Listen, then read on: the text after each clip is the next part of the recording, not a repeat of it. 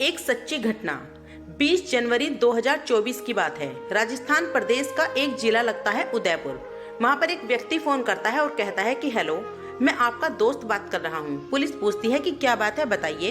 तभी वह कहता है कि आप प्रतापनगर थाना क्षेत्र में एक मोहनलाल सुखाड़िया यूनिवर्सिटी के पास स्वर्ण जयंती द्वार है, वहाँ पर एक आदमी खड़ा हुआ है, जाकर उस आदमी से बातचीत करो, देखो उसे, दरअसल उसके पास एक अवैध हथियार है।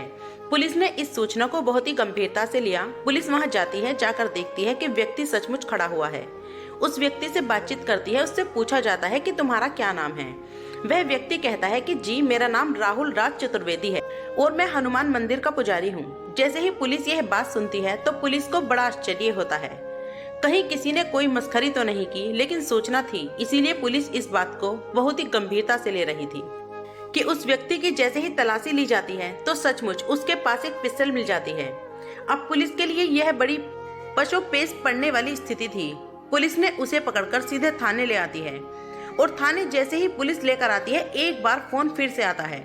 पूछा जाता है कि जरा महाराज जी से एक बात जरूर पूछना कि इनकी गर्लफ्रेंड है, आजकल वह दिखाई नहीं देती, कहाँ गई। पुलिस जैसे ही यह बात सुनी, अब पुलिस ने पहली सूचना को गंभीरता से लिया था, बात बिल्कुल सच थी। अब गर्लफ्रेंड के बारे में पूछा जाता है तो पुजारी जी इधर उधर देखना शुरू कर देते हैं।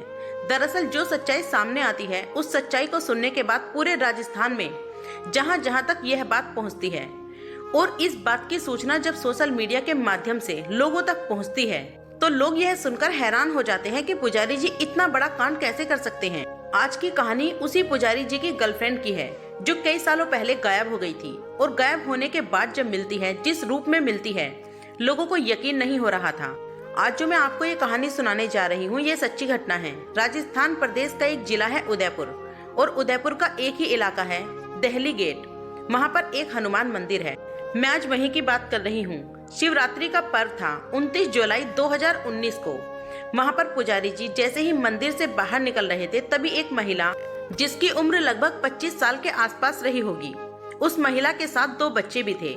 जैसे ही उस महिला ने पुजारी जी की तरफ देखा तो पुजारी जी की तरफ देखने के बाद उसकी आंखों में आंसू थे, वह रो रही थी। पुजारी जी ने पूछा कि बेटा, तुम क्यों रो रही हो, क्या दिक्कत है, क्या परेशानी है, क्या मैं तुम्हारी कोई मदद कर सकता हूँ। वो रोते हुए कहती है कि पुजारी जी, मेरे दोनों बच्चों ने और मैंने पिछले 2 दिन से कुछ भी नहीं खाया है, मुझे कुछ खाने को मिल जाएगा तो इस पेट में जो आग है वह शांत हो जाएगी, खत्म हो जाएगी। जैसे ही पुजारी जी ने यह बात देखी, पुजारी मंदिर के अंदर जाते हैं। अंदर से कुछ मिठाइयाँ थी, कुछ खाने का सामान था, बुलाकर उस महिला को दे देते हैं। जैसे ही उस महिला के हाथ में खाने का सामान दिया जाता है, उनके बच्चे खाने का सामान लेकर ऐसे खा रहे थे जैसे इससे पहले कभी उन्होंने कुछ ऐसा सामान खाया ही नहीं है। दरअसल वह सचमुच बहुत ज्यादा भूखे थे। महिला ने और बच्चों ने रोते रोते वो खाना खाया। अब खाना खाने के बाद पुजारी जी उनसे पूछने लगते हैं कि तुम्हारा क्या नाम है, तुम कहाँ से आई हो। वह कहती है कि झंडोल के पास एक धान मंडी है, मैं वहाँ की रहने वाली हूँ। मेरे बच्चे हैं, मेरे पति से थोड़ा विवाद हो गया था, इसीलिए गुस्से में घर से बाहर निकल आई हूँ। अब मैं कहाँ जाऊँ यह समझ नहीं आया, तो इसीलिए मैं सीधा मंदिर के द्वार पर आकर बैठ गई थी। पुजारी जी ने कहा, तुम परेशान मत हो, अब तुम्हें मैं थोड़ा सा आसरा दूंगा। पुजारी जी उसे अपने साथ लेकर पहुँच जाते हैं उदयपुर से। राजसमंद लगभग 60 किलोमीटर दूर होता है। 1 घंटे के आसपास का सफर होता है। 1 घंटे के सफर के बाद वह अपने किराए के उस मकान में लेकर पहुँच जाते हैं। उस रात वहाँ रुकती है। महिला रात को रुकने के बाद आराम से इत्मीनान से वहाँ से चली जाती है। जाने के बाद कुछ वक्त बीतता है। अब वह महिला अपने घर में तो उसके विवाद रहता ही था, कभी कभी वह जब मन करता था तब पुजारी जी के पास आ जाया करती और देखते ही देखते पुजारी जी से उस महिला की कब नजदीकियां बढ़ जाती हैं उसे पता भी नहीं चलता और पुजारी जी को भी उस महिला से बहुत ज्यादा लगाव हो जाता है। वह कह सकते हैं कि प्यार हो जाता है। इस महिला ने अपने पति से विवाद ज्यादा बढ़ता है तो पति से तलाक ले लिया। पति ने भी तलाक दे दिया स्वस्थता से और तलाक देने के बाद कहा कि यह दोनों बच्चे हैं, ये मेरे साथ रहेंगे और तुम्हारी मर्जी है, तुम जहाँ जाना चाहो वहाँ जा सकती हो, मुझे कोई ऐतराज नहीं है। इस महिला का अपने परिवार से कोई नाता नहीं था, कोई रिश्तेदार नहीं था, क्योंकि वह परिवार से दूर जा चुकी थी।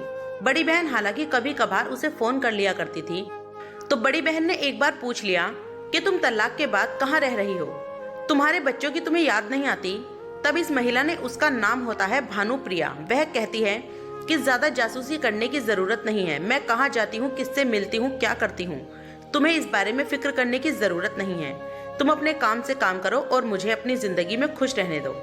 जैसे ही इस भानुप्रिया ने इस अपनी बड़ी बहन से इस तरह की बातें कही तो बड़ी बहन ने भी बातचीत करना बिल्कुल पूरी तरह से बंद कर दिया। अब जाकर यह पुजारी जी यानी कि राहुल राज चतुर्वेदी के साथ रजामंदी से रहने लगती है। लिव इन रिलेशनशिप में सब कुछ जिंदगी में ठीक ठाक चल रहा था, जैसे कुछ हुआ ही नहीं, और यह जिंदगी बड़ी खूबसूरत जिंदगी होती है। जैसे जैसे वक्त आगे बढ़ रहा था, जैसे जैसे प्यार की पींगे आगे बढ़ रही थी, जैसे जैसे नजदीकियां आगे बढ़ रही थी, वक्त के साथ साथ यह दूरियां भी बढ़ने लगती हैं। दूरियां कुछ इस तरह से बढ़ने लगती हैं कि 11 मई 2020 की रात का वाकया था। इन दोनों में कुछ कहासुनी हो जाती है और कहासुनी होने के बाद भानुप्रिया और जो पुजारी जी होते हैं राहुल राज, इन दोनों में हाथापाई तक की नौबत आ जाती है। और जैसे ही इस पुजारी को एक थप्पड़ मारा गया तो इस पुजारी को बहुत ज्यादा गुस्सा आया और इसने इस महिला का गिरेबान पकड़ लिया। गिरेबान पकड़ने के बाद गला कुछ इस तरह से दबाया कि पता ही नहीं चला कि कब उस महिला के प्राण बाहर निकल चुके हैं। वह मर चुकी है। उस मृत शरीर को लेकर अब पुजारी जी इतना ज्यादा परेशान हो जाते हैं कि करूँ तो क्या करूँ समझ नहीं आ रहा। तो उन्होंने रात पूरी ऐसे ही निकाल दी, यानी कि 12 मई 2020 आ जाता है और सुबह के 4 बज रहे थे। और रात भर जब से हत्या हुई है उनके हाथों से सुबह के 4 बजे तक हजारों दिमाग में आइडियाज आ चुके हैं कि आखिरकार इस महिला की लाश को कहाँ ठिकाने लगा दूं, कैसे ठिकाने लगाऊं, क्या करना है क्या नहीं करना है। हजारों बार सोचते रहे, कब दिन निकल आया पता ही नहीं चला। थोड़ा डर भी लग रहा था क्योंकि वह लॉकडाउन का समय था और पुलिस का पहरा लगातार बढ़ता जा रहा था। घर से कोई बाहर अगर दिख भी रहा था तो पुलिस किसी को घर से बाहर जाने ही नहीं दे रही थी और मोहल्ले के मोहल्लों में बैरिकेडिंग कर दिया गया था। यदि कोई जाने की कोशिश करेगा तो सही नहीं होगा। कुल मिलाकर व्यक्ति थोड़ा परेशान हो जाता है।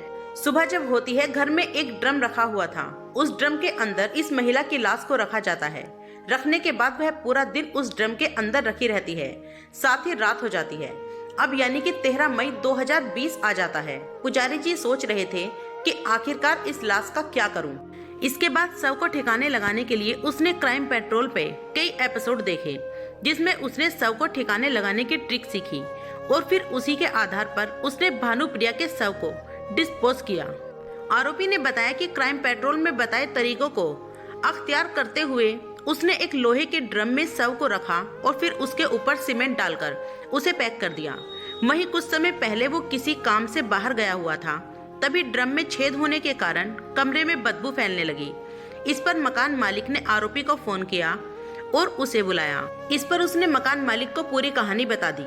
इसके बाद आरोपी ने मकान मालिक के साथ मिलकर ड्रम में बंद भानुप्रिया के शव को पहले तो कई टुकड़ों को काटा और फिर उसे जला दिया। वहीं शव के राख में तब्दील हो जाने पर उसे राजमंद की बनारस नदी में ले जाकर फेंक दिया। उधर प्रतापनगर थाना पुलिस ने आर्म्स एक्ट के तहत आरोपी को गिरफ्तार किया तो उसने पूरी कहानी उगल दी। उसके बाद पुलिस ने मौके के साक्ष्य जुटाए और आरोपी को गिरफ्तार कर लिया।